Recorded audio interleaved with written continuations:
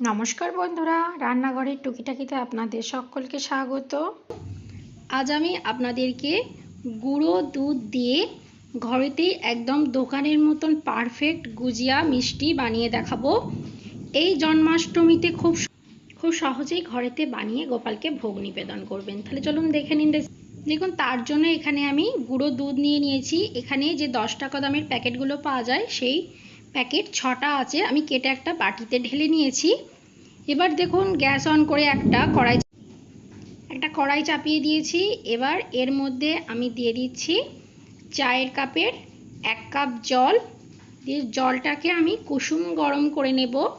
দেখুন, জলটা কুসুম গরম হয়ে গেলেই গ্যাসের ফ্লেমটা আমি বন্ধ করে দিয়েছি। দেখুন, এরকম একটা আঙুল কিন্তু এর মধ্যে দেওয়া যাচ্ছে। এবার যে গুঁড়ো দুধটা আমি নিয়েছিলাম সেটা অল্প অল্প করে দিয়ে একটা হ্যান্ড উইক্সের সাহায্যে খুব ভালোভাবে মিশিয়ে নেব।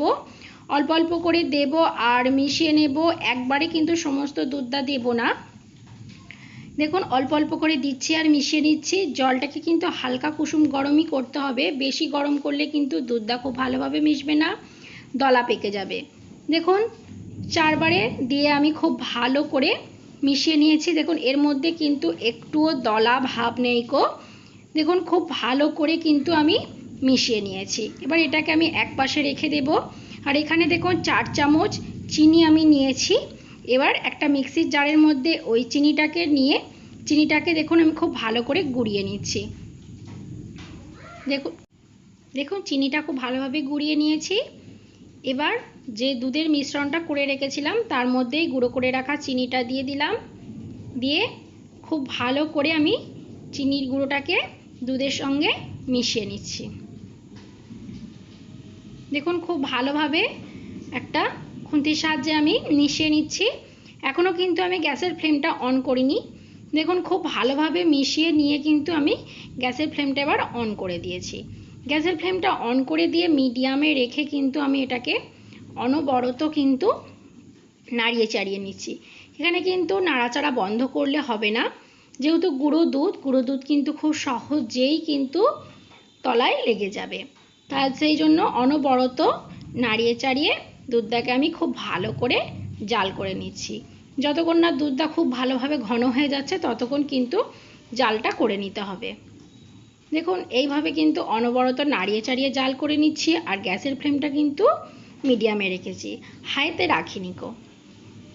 দেখুন, মিডিয়ামে রেখে আমি কন্টিনিউ এটাকে এইভাবে নাড়িয়ে চাড়িয়ে জাল করে নিচ্ছি। দেখুন, মিনিট 5 জাল করে নেওয়ার পর দুধটা দেখুন অনেকটাই ঘন হয়ে গেছে। এবার আমি এর মধ্যে দিয়ে দেব 1 চামচ ঘি দিয়ে দিয়েছি।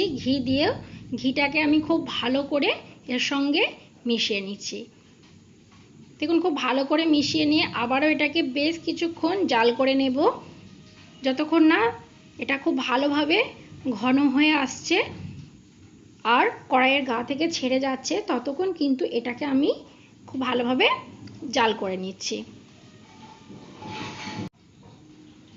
দেখুন, আরও মিনিট 3 জাল করে নেওয়ার পর এটা দেখুন এখন এইরকম প্যানের গা থেকে ছেড়ে যাচ্ছে বা কড়াইয়ের মধ্যে আটকে যাচ্ছে না, কড়াইয়ের গা থেকে এইভাবে ছেড়ে যাচ্ছে।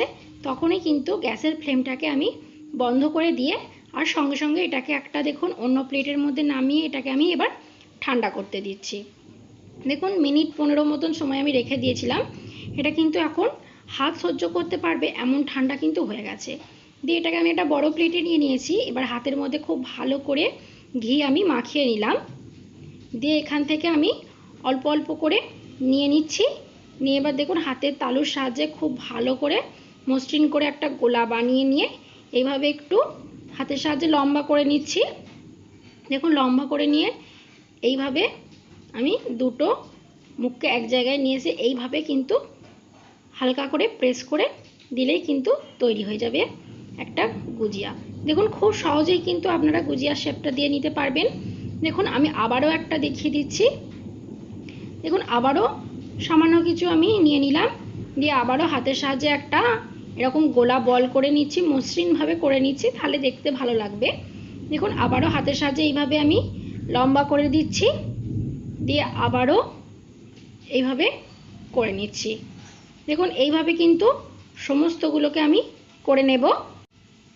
দেখুন খুব সহজেই কিন্তু সমস্তগুলোকে আমি করে নিয়েছি। দেখুন করে একটা ট্রের মধ্যে আমি এইভাবে সাজিয়ে নিয়েছি। তৈরি হয়ে গেছে একদম দোকানের মতন পারফেক্ট গুজিয়া। তো বন্ধুরা, এই রেসিপিটা কেমন লাগলো কমেন্টে অবশ্যই জানাবেন। ভিডিওটা ভালো লাগলে একটা লাইক করে চ্যানেলটাকে সাবস্ক্রাইব করে দেবেন। আজকের মতন এই পর্যন্তই। ভালো থাকবেন, সুস্থ থাকবেন, ধন্যবাদ।